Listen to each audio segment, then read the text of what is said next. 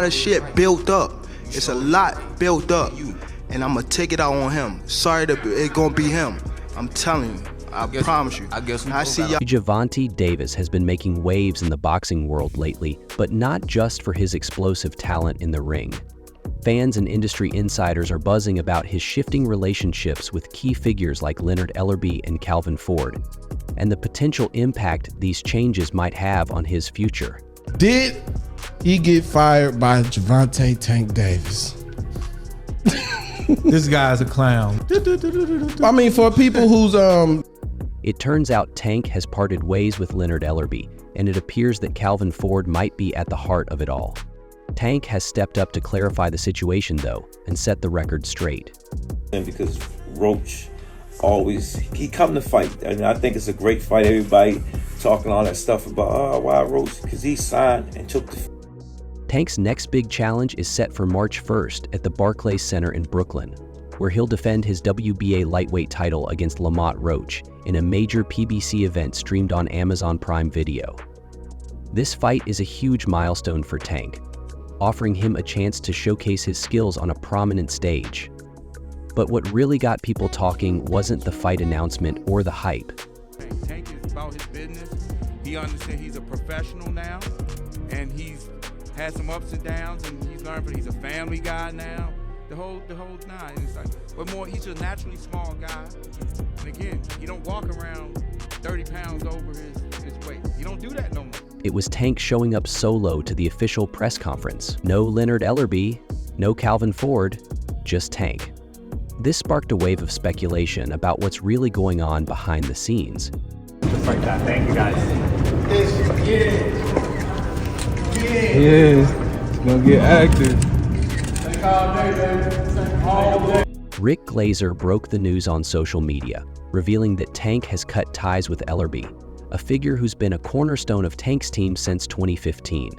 Ellerbe, a trusted advisor to Floyd Mayweather and a key figure in Mayweather promotions, was instrumental in guiding Tank through both the highs and lows of his career.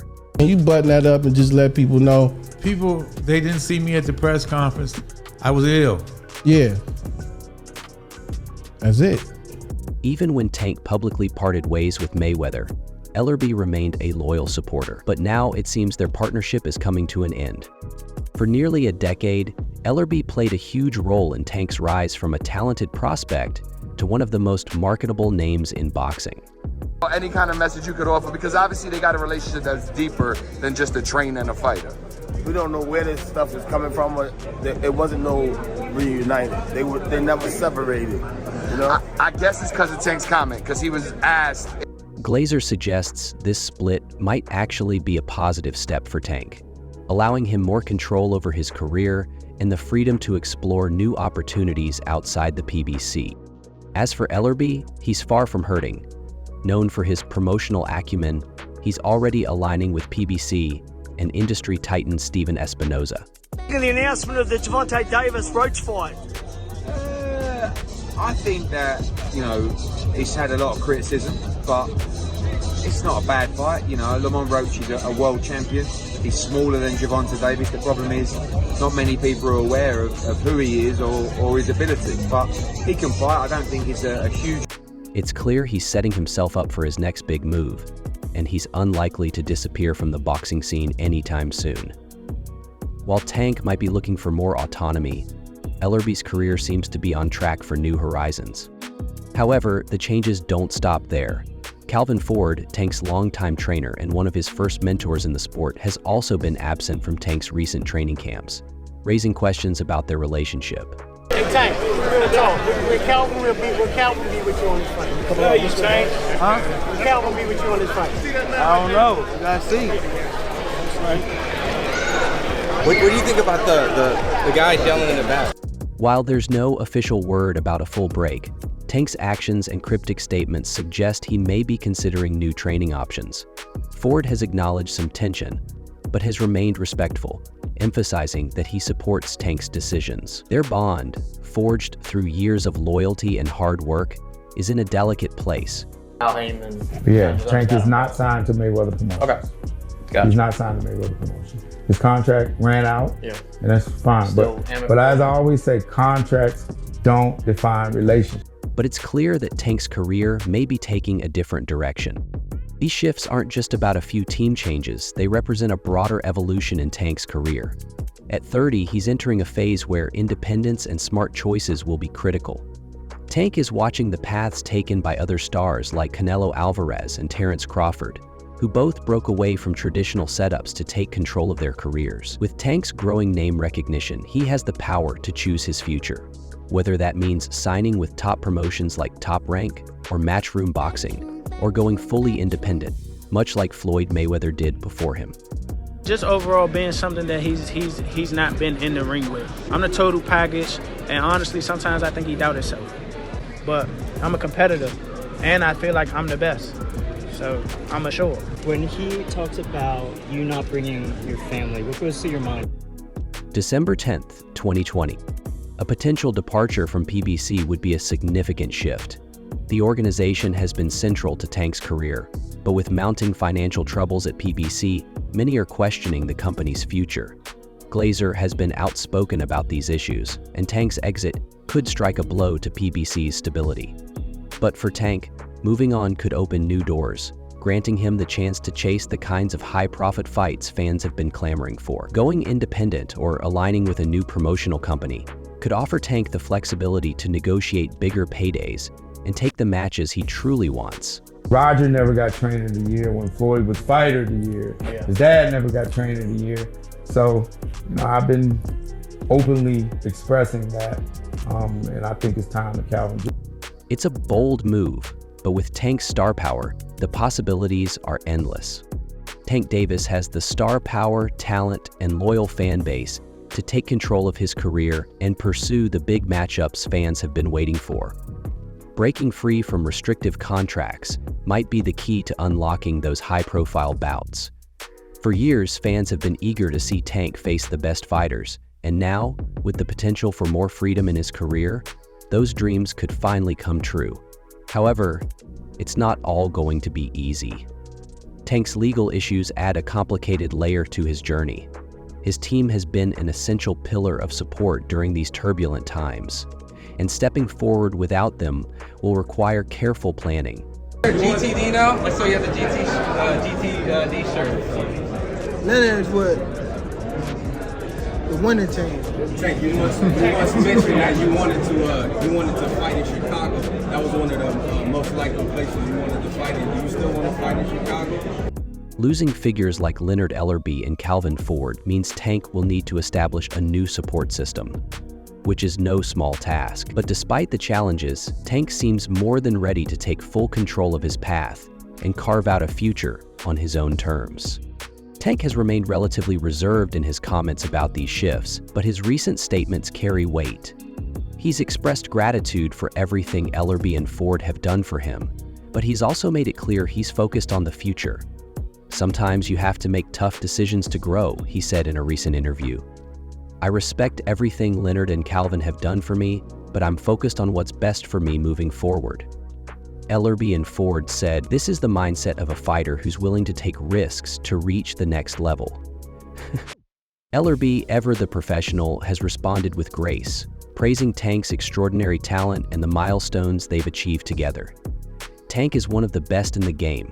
I'm proud of what we've done. He's got a bright future, and I'll always root for him, Ellerbe said, showing that mutual respect still exists, despite their professional separation. Meanwhile, Calvin Ford has been more reflective, acknowledging the ups and downs of mentoring Tank. "Tank's like family to me," Ford shared. "Sometimes a family has to go through things to grow. Whatever happens, I'll always be in his corner, whether I'm there physically or not." This heartfelt statement speaks to the deep bond they've built over the years and the challenges that come with watching a fighter break free to forge their own path. These changes in Tank's camp come at a pivotal moment, just as he prepares for his next big fight against Lamont Roach on December 14th. The matchup has stirred frustration among fans who were hoping to see Tank face one of the elite fighters in the lightweight division. Instead, Roach, a super featherweight, moving up in weight, is the opponent, and many fans feel let down. Ford tried to justify the fight by mentioning the history between Tank and Roach, pointing out that they've known each other since their amateur days, including competing in the Silver Gloves. While that backstory may add some sentimental value, it doesn't exactly excite fans who are eager to see Tank take on the best of the best. Ford also called the matchup great and good for the community, but those reasons didn't sit well with fans, especially those shelling out $75.95 for pay-per-view tickets. For many, this feels like another missed opportunity for Tank to prove himself against a top-tier contender. Roach, while a solid fighter, hasn't faced the level of competition that Tank has. His most notable fight was a loss to Jamel Herring in 2019, and since then his victories have come against relatively unknown fighters. Meanwhile, Tank, with his undefeated record and knockout power, seems far above Roach's level. While Ford's justification for the fight may make sense from a sentimental perspective, it doesn't address the growing frustration from fans who want to see Tank test himself against the top names in the division, fighters like William Zepeda, Ryan Garcia, or Shakur Stevenson. Instead, fans are left questioning why Tank is facing a fighter who doesn't appear to be on his level. It's clear that while Tank's personal journey is evolving, his upcoming fight with Roach might not be the blockbuster event fans were hoping for. Tank Davis has long been a favorite for fans, boasting charisma, immense talent, and a massive fan base. But lately, his choice of opponents has raised some eyebrows. His fights against smaller opponents, like Leo Santa Cruz and Hector Luis Garcia, have fueled criticism that Tank's not stepping up to face the toughest challenges in his division. This fight with Lamont Roach feels like more of the same, another opponent stepping up in weight class to face Tank, rather than Tank taking on a top-tier lightweight. Fans expect more from a fighter of Tank's caliber, especially with the star power and pay-per-view numbers he brings to the table. Ford, Tank's trainer, rushed off the criticism, saying it's par for the course. Fans always have something to say. But the backlash remains, and it's hard to ignore the growing sentiment that Tank is cherry-picking opponents. This fight against Roach, while offering easy money and minimal risk, has frustrated fans who want to see Tank in the ring with the best. Ford maintains they're just focused on the upcoming fight, but it doesn't answer the bigger question: why isn't Tank stepping up? The lightweight division is full of promising, exciting fighters. Names like William Zepeda, Andy Cruz, Raymond Murawalla, Abdullah Mason, and Keen Davis are all waiting for the chance to challenge Tank. And their matches would generate far more excitement than facing Roach, who is moving up in weight. Tank's decision to take on opponents like Roach, rather than test himself against the most dangerous names in his division, reflects a trend in boxing, balancing a flawless record with giving fans the thrilling matchups they crave. Tank is undoubtedly one of the most talented boxers today, with explosive knockout power and speed that make him a must-watch. But the longer he avoids tougher competition, the more frustrated fans become. Critics argue that Tank's team is playing it too safe, to the fire of those who believe Tank is more interested in padding his record than proving himself against elite opponents.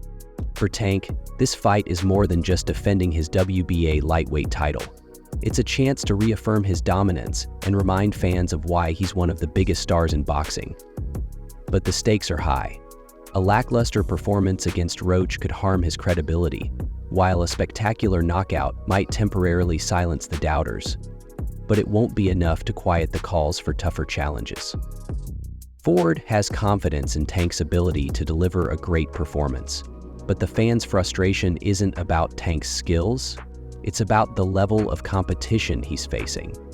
Initially, Davis's team had eyes on Vasyl Lomachenko for a unification clash, but Lomachenko pulled out, citing the need for rest.